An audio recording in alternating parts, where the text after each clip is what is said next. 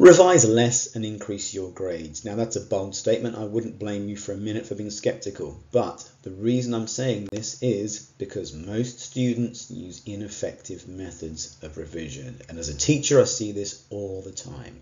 So what are these ineffective methods? Rereading notes.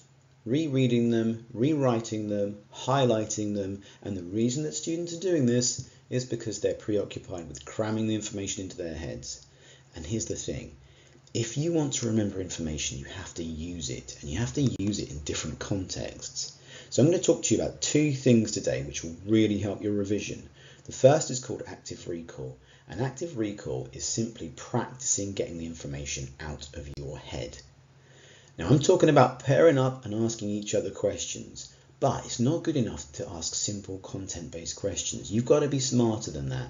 You've got to frame your questions as application questions, applications of your knowledge, data analysis questions, multiple choice questions, long answer, short answer. This way, you're hitting the topic from all different angles, and it will give you a full coverage of that topic. Now, I'm a science teacher, so let's ask some questions on photosynthesis. We have got a content-based question here. What's the balanced symbol equation for photosynthesis? We've got application question. We've got a greenhouse design. How would you design a greenhouse to maximize the rate of photosynthesis? And we've got an analysis question. We've got data analysis. And these lines of questioning are going to be far more relevant to your exam.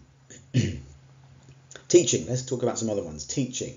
Teaching content is an absolutely fantastic revision method because you have to really know your stuff.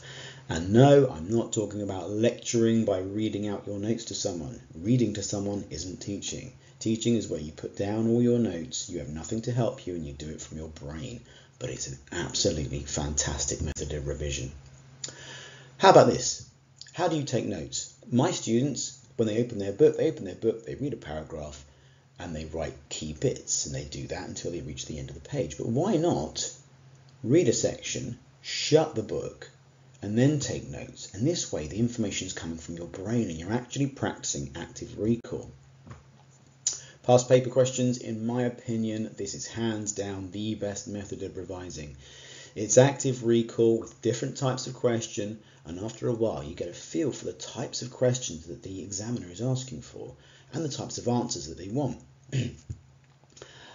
No cheating, stick to the time limit and try to get hold of a mark scheme and mark it yourself. That's very, very valuable.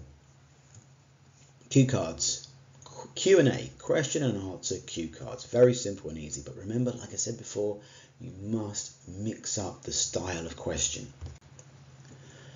Incidentally, it's this active recall method is the reason why in the 50 or so YouTube videos that I've made, they always end up with a question and answer session.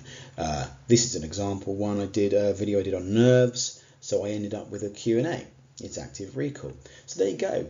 Try some of these active recall techniques or come up with your own, and please share them in the comments. I'd love to know if there's any more that I missed. So that's the first one done, active recall. The second thing that's really going to help you is a thing called spaced repetition.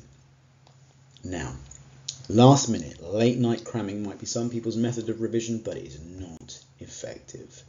There have been a whole bunch of studies that have shown that the connections within the brain, the synaptic connections, are strengthened when the material is revisited a number of times with a period of inactivity between them. Now, I'm not telling you anything you don't know already. The more times you look at something, the more you're going to remember it yet. But the important note here is it's the period of inactivity between the revision sessions when those synaptic connections are made. So these breaks that you take are super, super important.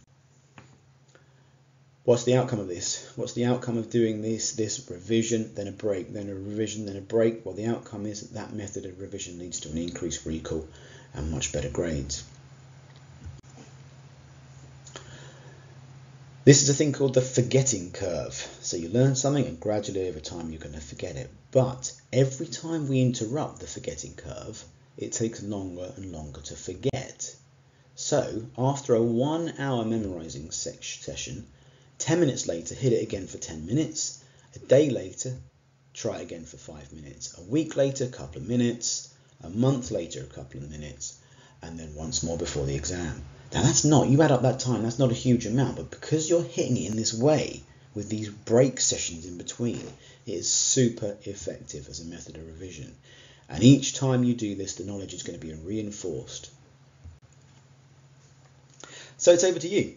Make the effort, experiment. Don't just put this video down, just shut your computer and go, oh, that was interesting, you know, I might try that, I might not. Give it a go. Try some active recall. Try some of these spaced repetition techniques. They are really, really important, and they could save you hours and hours of revision time. So there you go. Let's finish with some active recall in this video, shall we? Here you go. Just like all the other videos, it ends with a few questions. Pause the video here, have a little go of them, unpause it, and the answers will show up in a bit. Thank you for watching this. Hope it helps. If it does, hit that subscribe button. That's really helpful to me. And hopefully I'll see you for the next video.